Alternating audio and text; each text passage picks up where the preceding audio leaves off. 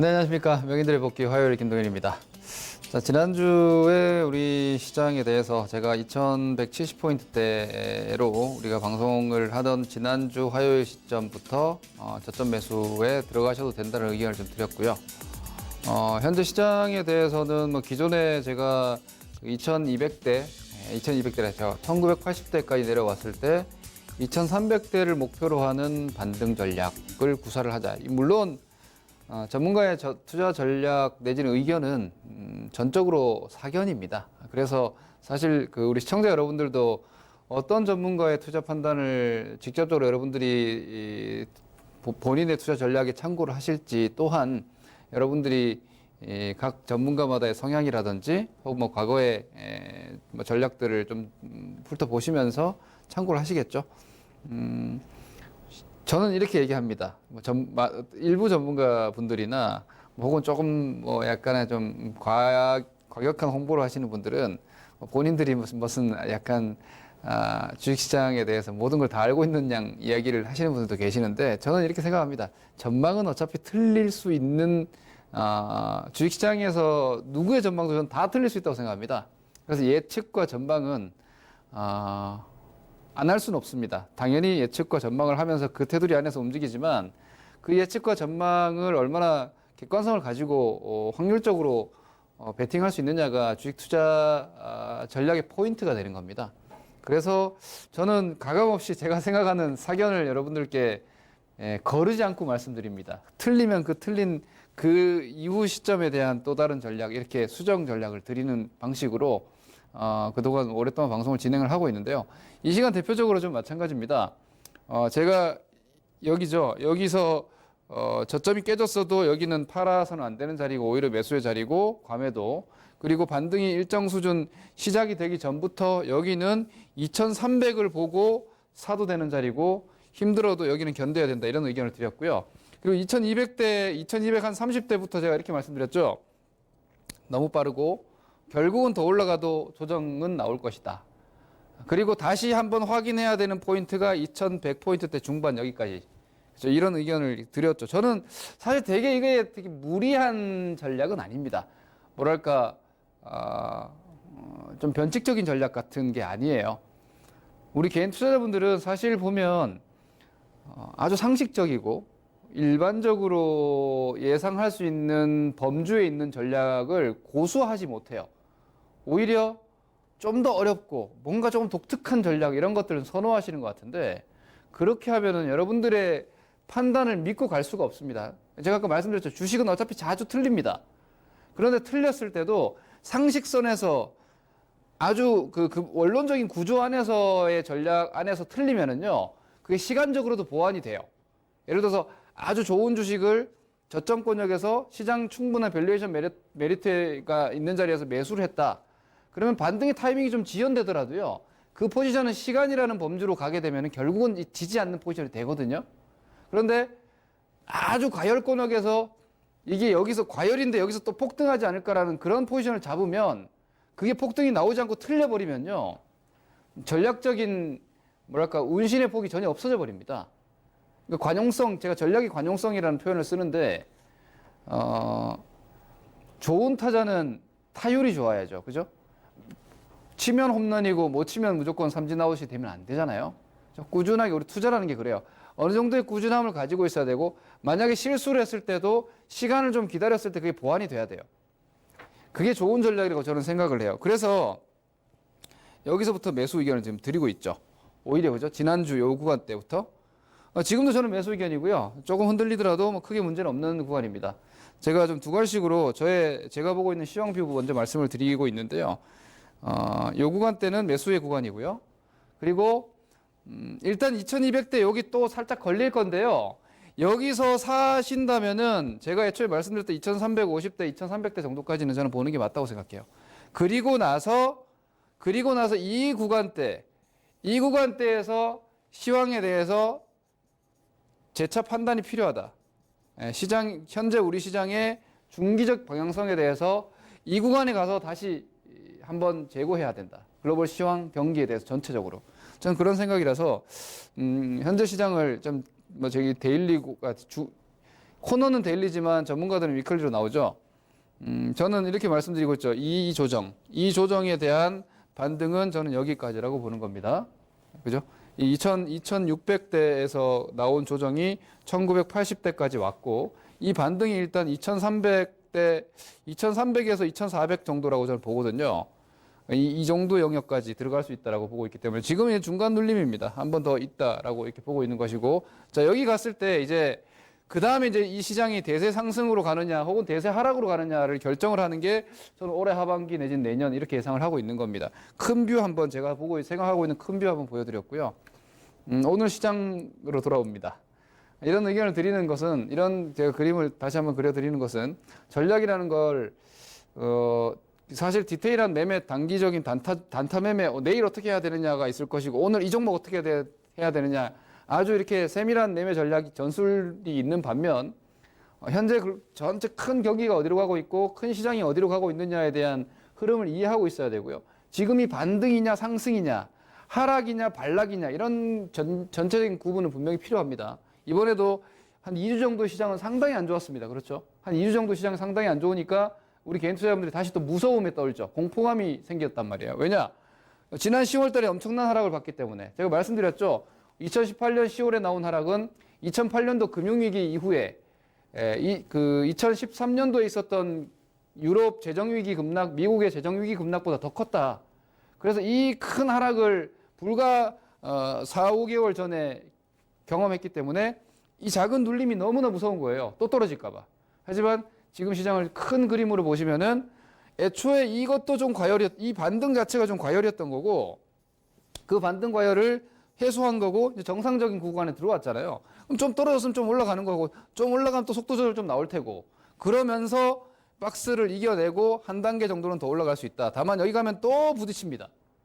이런 식의 그림을 그리고 있지 않으면은요, 주식시장이 1년 내내 열리지 않습니까? 그리고 내년에도 열리고요. 시장에 참여하는 투자자들은 앞으로도 여전히 늘 여러분들은 선택을 하셔야 되고 결정을 하셔야 되고 판단을 해야 돼요. 근데 지금 어디에 있는지조차 가늠하지 못하면 오늘 지옥이고 내일 천당이고 매일 그 안에서 막 일희일비 하시게 되면 이 시장에서 절대 못 이깁니다. 그래서 늘 오늘이 중요하고 지금 이 시점이 중요하지만 그 오늘과 이 시점이 큰 그림 안에서 어디 있는지는 늘 여러분들이 확인을 하셔야 된다는 점에서 오늘 한번 그 큰 그림과 그리고 그 큰 그림을 보는 저의 뷰를 한번 다시 말씀드렸습니다. 자, 오늘 시장 20포인트 남짓 반등했습니다. 19포인트 상승했고요. 0.89%, 590개 상승, 코스피 하락 종목 240개니까 뭐 대부분 많이 올랐습니다. 코스닥이 좀 더 좋았고요. 754포인트, 15포인트, 코스닥 2%나 상승했습니다. 그리고 930개 상승, 280개 하락이니까 오늘은 전반적으로 양시장 모두가 좋았다. 하지만 코스닥이 좀 더 좋았다. 이렇게 볼 수 있겠습니다. 장중 움직임을 보시면은 아침에 미국 시장의 상승과 함께 갭 상승 나왔고요. 이 코스피입니다. 그냥 하루 아침에 게임 다 끝났습니다. 그죠? 그리고 이렇게 요 안에서 하루 종일 요 안에서 그냥 끝난 겁니다. 조금 기대한 것보다는 여러분 실망이죠. 이게 왜 그러냐? 목요일 날 동시만기 있습니다. 저는 사실 주식 투자 전문가이기 때문에 파생에 대해서는 되도록이면 언급 잘 안 하려고 합니다. 제 의견을 포지셔닝 하시는 것은 절대 반대하고요. 주식 시장에 대한 타이밍을 보기 위해서 저도 파생 포지션 같은 것들은 늘 점검을 하는데, 이번 만기가 근래 몇 개월간의 만기 중에서 좀 눌러놓는 포지션이 좀 강했어요. 그래서 이번에 저는 사실 2160 정도만 내려와도 될 법한 시장이라고 보는데, 글로벌 시황으로서는 우리나라 뭐 옵션 만기 포지션 같은 것들로 인해서 조금 더 내려왔어요. 근데 이 포지션이 아직 확 풀려버리지가 않았기 때문에 특히 내일 수요일 그리고 만기 당일날은 뭐 세상 뒤집어지는 것도 가능해요. 옵션 만기라는 게 만기 당일날은 하방 포지션 다 풀어가지고 프리미엄 다 죽이고 다음 완전히 그 위쪽 행사 가격으로 튕겨 올려버려도 되는 거기 때문에 뭐 그건 여러분들이, 저는 만기 당일은 노 코멘트입니다. 어떤 분들은 만기 당일 맞추려고 막 노력하시는데 뭐 나오는 대로 그냥 가는 거죠. 그 주식 투자자 그거 신경 쓸 필요가 없잖아요. 만기는 지나가면 다음날 또 새로운 시장이 억눌렸던 걸 반영하기 때문에. 그런데 그 전에는 그걸 이해하고 있어야 돼요. 그러니까 만기 포지션 자체가 약간 하방으로 눌러놨기 때문에 오늘도 뻗어나가지 못한 거예요. 이건 내일도 좀 마찬가지일 것 같아요.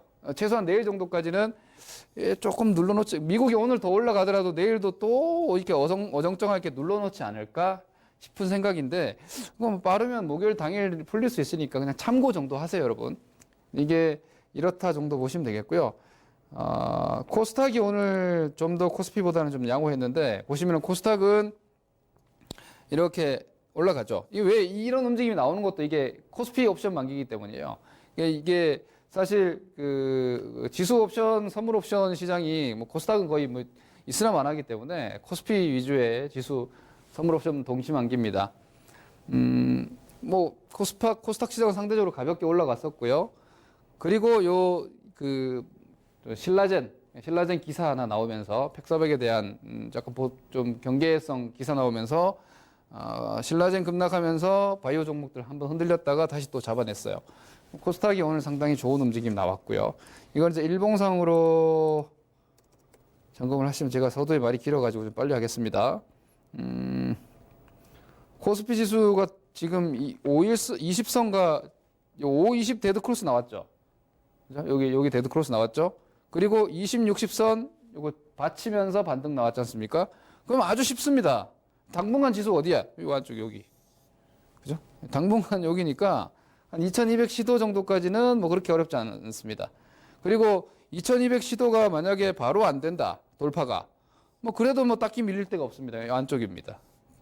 그리고 여기 이제 넘어가면, 여기 넘어가면 어떻게 되겠습니까? 여기 121선이랑 61선이 골든 크로스가 나올 거예요. 여기서 골든 크로스 나오고, 요거 다시 골든 크로스 나오면은 이제 요 구간으로 가는 거예요. 그런 정도의 그림이라고 보시면 되니까, 뭐 3월은 월봉 잠깐 볼까요? 3월 지금 현재 월봉 어떻게 되어 있는지. 지금 월봉이 이렇게 보시면은요, 1월달 장대 양봉 세워놨죠. 이 장대 음봉을 여기서 커버하는 거고요. 요 두 개의 단봉을 요 두 개의 단봉으로 커버하는 겁니다. 그러면 이제 요 4월달 그림 이후가 오히려 조금 괜찮을 수 있어요. 여기까지. 그러니까 요 3월달은 아래꼬리, 그러니까 음봉 몸통이 얼만큼 나오느냐, 이러고 있을 거고, 뭐 강해봐야 양봉 짧을 거예요. 망치 정도. 그러니까 3월 상단은 한 2200 초반 정도 걸어 놓으시면 될 거예요. 그런 정도로 시황은 보시면 될 거고, 저는 저점은 2125포인트 어제 찍은 자리에 확인이 되지 않았나 보고 있으니까, 오늘도 매수고 내일도 매수고, 그동안 혹시 못 사신 분들 매수고, 가지고 있었던 분들은 아직 보이고, 이렇게 보시면 되겠죠. 뭐 그 정도 생각하시면 되고, 1차 2200대 초반인데 장기가 아니고 중기적으로는 한 2300 이상까지도 나오니까 2100대는 매수 및 보유, 쉬운 전략입니다. 그 다음에 이제 코스닥 같은 경우에 지금 520선 수렴 상태인데, 이게 각도가 지금 데드크로스 안 났죠, 거의. 5일선, 21선 이렇게 스위칭 상태에서 지금 오늘 올려 세워버렸고, 이게 요 수렴 자리를 살짝 빠져나가는 모습이라서, 당분간은 이게 만기에 국한되느냐 아니냐는 사실 바이오주에 달려 있어요. 만기에 국한된 일시적인 플레이냐 아니냐는 바이오에 달려 있고, 그 바이오의 심리를 좌우할 수 있는 신라젠의 움직임, 내일 모레 정도까지 중요합니다. 바이오가 여기서 시세를 좀 더 붙여준다면 오히려 코스닥 지수가 조금 더 가볍게 움직일 수 있어요. 코스닥 시장이. 그래서 바이오가 여기서 더 가느냐 못 가느냐는 적극적으로 바이오를 공략을 할 필요성도 직접적인 전술 판단이 되지만, 여러분들이 코스닥 매매하시는 분들 혹은 코스닥이 이렇게 가면 코스피는 좀 더 무거울 수밖에 없어요. 그러니까 대형주 매매하든 중소형주 매매하든 상대적으로 좀 살필 필요가 있다 정도 이렇게 보시면 되겠습니다. 그리고 수급은 뭐 다른 부분보다는 오늘 코스피는 그냥 뭐 외국인들이 뭐 매도를 좀 멈췄다 정도, 제가 이 그림을 계속 봅니다. 이렇게 보시면 되겠고요. 기관들이 어제 오늘 이어서 지금 조금 사준 모습이고, 코스닥 보시면은 코스닥이 훨씬 더 특징적입니다. 오늘 코스닥 기관들이 2,300억 샀고 외국인이 1,300억 샀습니다. 이건 아주 큰 초대규모 매수입니다. 개인들이 3,500억 매도를 했다는 거예요. 코스닥 시장의 앞으로의 변화. 다시 또 바이오가 갈 거냐? 코스닥 움직이려면 바이오가 아니 움직일 수가 없거든요. 바이오가 안 움직이고 코스닥 지수가 시장이 움직이기도 지금 어렵고, 바이오가 움직이는데 지수가 멈춰있기도 힘들어요. 그리고 업종으로 코스닥 업종별로도 보시면은요. 지금 코스닥 잠깐 보시죠. 코스닥에서 매수를 그럼 어디서 많이 했느냐 쭉 한번 보죠. 자, 여기 지금 코스닥 오늘 수급이거든요. 당연히 코스닥 종합하면 코스닥 100 이쪽에서 매수 많이 했는데 기타 서비스 그죠? 기타 서비스 330억, 그죠? 제약 330억. 당연한 겁니다. 이게 기본적으로 우리가 알고 있는 코스닥 바이오 제약들 여기 다 들어가 있어요. 기타 서비스랑 제약이랑. 그리고 IT 하드웨어, 그죠? 그죠? 그리고 나머지 IT 부품, 대부분 IT 이렇게 들어간단 말이에요. 근데 이 외국인들의 매수세 1000억대 중에서 600억 정도가 여전히 바이오 쪽이다. 기관 2300억 샀는데 역시 마찬가지 이게 1000억 정도가 바이오 쪽이다. 바이오 안 움직일 수가 없습니다. 바이오주들 움직임이 코스닥 시장 좌우할 수 있고 이렇게 큰 돈이 들어왔다라는 거는 그냥 보고 넘길 것이 아니다라는 점. 좀 이 부분은 단기적으로는 모니터링 분명히 필요한 요소라고 봅니다. 왜냐하면 코스피가 어떻게 보면 조금 더 당분간은 좀 갇혀 있거든요. 제가 말씀드렸지만. 근데 그 안에서 만약 이 매기를 제가 지금 계속 이렇게 말씀드렸죠. 차별화가 안 나오고 있다. 삼성전자 하이닉스가 이렇게 시장보다 코스피 시장보다 상대 강도가 계속 나와버리면 차별화가 못 나온다. 삼성전자 하이닉스가 재미가 없어져야 돼요. 제가 말하는 재미라는 건 시장에 별로 민감하게 반응을 안 해야 돼요. 지수 움직임에. 그래야지 박스로 가더라도 뭔가 그 공간이 생기기 때문에 어떤 종목군들이 위쪽으로 치고 나가고 역으로 어떤 종목은 밑으로 떨어지면서 시장 지수는 그냥 일정 안에 갇혀 있지만 종목별로 되게 적극적인 어떤 의사결정이 될 수 있어요. 추격 매수해도 되고 혹은 안 좋은 종목은 과감하게 손절매도 해가지고 더 강한 쪽으로 이동하고. 근데 지금은 그걸 할 필요가 없어요, 여러분. 지금은 특히 대형주 쪽은 지수 내려가면 좀 같이 좀 내려가고 지수 올라가면 또 같이 좀 올라가고 어제 A 종목 올라가고 오늘 B 종목 올라가고 어제 내 종목 안 올라가서 다른 걸로 이동하면은 그 종목이 내일 움직여버리고 이러고 있는 장세이기 때문에 지금 차별화 구조가 아니에요. 제가 박스권은 차별화 순환매 그거 정말 중요하다고 계속 강조드리죠. 지금은 차별화가 코스피 시장에서 나올 여건이 못 돼요. 아직도. 그런데 코스닥 쪽에서 이런 식으로 시장 차별화로 간다라면 얘기가 달라요. 그죠? 코스닥 쪽을 만약에 코스피가 그런 메커니즘 안에 이 로직이 갇혀있기 때문에 코스닥 쪽에서 뭔가 이렇게 활로를 뚫어버리려고 하는 이 유동성의 플레이. 제가 말하는 그 의지는 누구예요? 돈이에요, 돈. 그 돈이 외국인이든 기관이든 중요하지 않아요. 큰 돈이 원하는 대로 시장을 흘러가게 돼 있거든요. 그 큰 유동성이 코스닥 쪽과 바이오 쪽으로 만약 이보다 더 적극적인 액션이 내일 이후에도 연속적으로 가준다면은 그 포지션이 필요하다는 것이고요. 저는 예언하려고 하지 않아요. 바닥권에 안 움직이고 있는 바이오를 사둬라. 저는 이런 얘기 안 하잖아요. 그죠? 안 움직이는 거 왜 사냐? 왜냐면은 밸류에이션 매력이 없기 때문에 무너져 버리면 그건 다 물려버리는 건데 올라가는 움직임이 만들어지면 잡아가지고 흐름 타고 가다가 아니다 싶으면 팔고 나오면 되는 거예요. 특히 이제 가치 투자 관점에서 접근이 안 되는 종목은 그렇게 보는 거기 때문에 지금의 바이오 제약 움직임, 오늘 나온 움직임 그런 측면에서는 좀 주목할 만하다 이렇게 보시면 되겠고요. 삼성전자가 오늘 지수보다 지금 강해졌죠. 다시 지수는 여기까지 내려왔는데 지수는 여기까지 내려와가지고 5일선 붙었는데 삼성전자 하이닉스 삼성전자는 지금 보시다시피 지난주에 저점 잡아놓고 오늘 5일선 위로 올라탔습니다. 그럼 이건 코스피 시장은 여전히 삼성전자와 하이닉스가 상대적인 강세가 지금 또 나온다는 얘기예요. 그럼 지수 대형주 쪽이 코스피 시장 지수보다 재밌기가 쉽지 않아요. 오히려 의외로 지금 ETF 쪽에서 레버리지 같은 게 종목 수익률보다 더 잘 나오잖아요. 그런 이유가 지수에 붙잡혀 있고 그 지수를 삼성전자 하이닉스가 끌고 움직이고 있기 때문에 대형주 전반에서 매기 확산이 안 되고 있다. 제가 몇 개월 동안 여러분들 코스피 대형주 쪽에서 상대적으로 괜찮았던 거 조선주 모두 중요한 자리에서 못 치고 나가고 꺾였죠. 통신주 못 치고 나가고 꺾였죠. 그죠? 제가 계속 그러잖아요. 실패했다. 이걸 잘라야 된다. 2차 전지 중요한 자리에서 또 꺾여버리죠. 왜? 얘네 때문에 얘네가 자리를 비켜줘야지 그 뭔가 다른 주식들이 이렇게 치고 나가는 건데 이거 다 붙잡고 있으니까 다른 여기 있는 주식들 밑으로 다 내려오는 거예요. 이렇게. 이해되시죠, 여러분? 이 시장의 이 인덱스 펀드 전체 움직임이 삼성전자 하이닉스 쪽으로 움직이면서 종목에 대한 차별적 공략을 안 하고 있다. 여전히. 그렇게 보시면 됩니다. 그 다음에 이제 그러다 보니까 지금 자 LG화학 보세요. 그 지난달까지 좋았던 LG화학 그냥 일순간에 10% 줄줄줄 흘러내립니다. 제가 여러분들께 2주 전에 분명히 말씀드렸죠. 현금 관리 조금 하실 필요가 있을 것 같다. 지수 좀 떨어질 것 같고 이번에 지수 떨어질 때 종목들 한 10% 정도 떨어질 수 있으니까 그거 감안하셔야 된다 의견 드렸잖아요. 딱 전형적으로 이렇게 떨어졌죠. 지수랑 모양이 같잖아요. 그죠?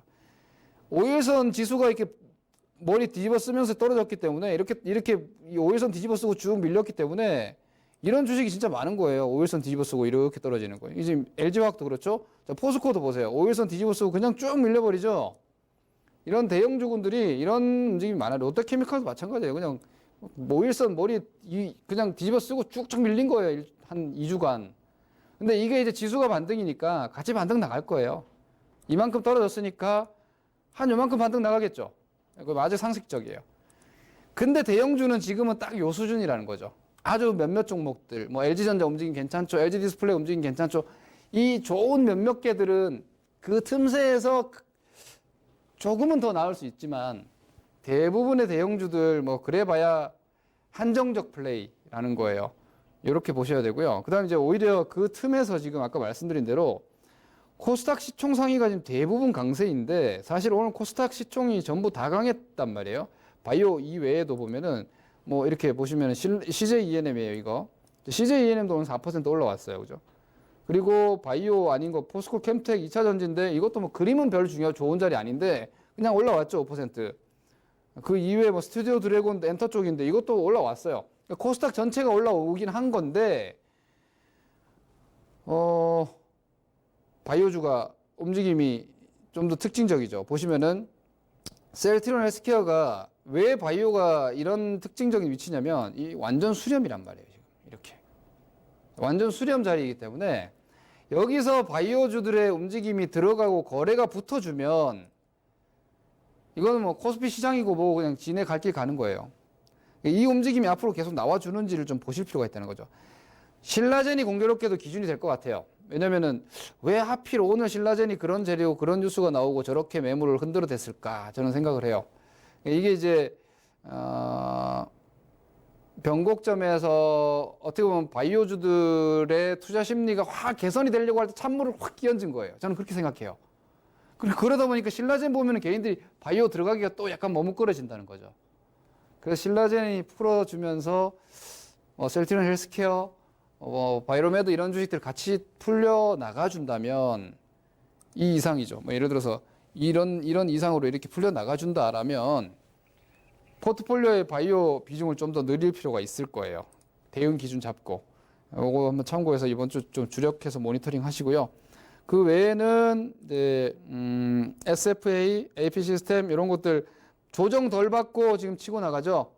그러니까 OLED 장비 쪽도 코스닥 특히 중소형 미들캡 이하 코스닥 포트폴리오 운영하시는 분들이나 혹은 대형주 하시는 분들도 디스플레이 장비나 이런 쪽이 지금 상대적으로 괜찮구나 인지하시고 포트폴리오 관리에 참고하시면 되겠습니다.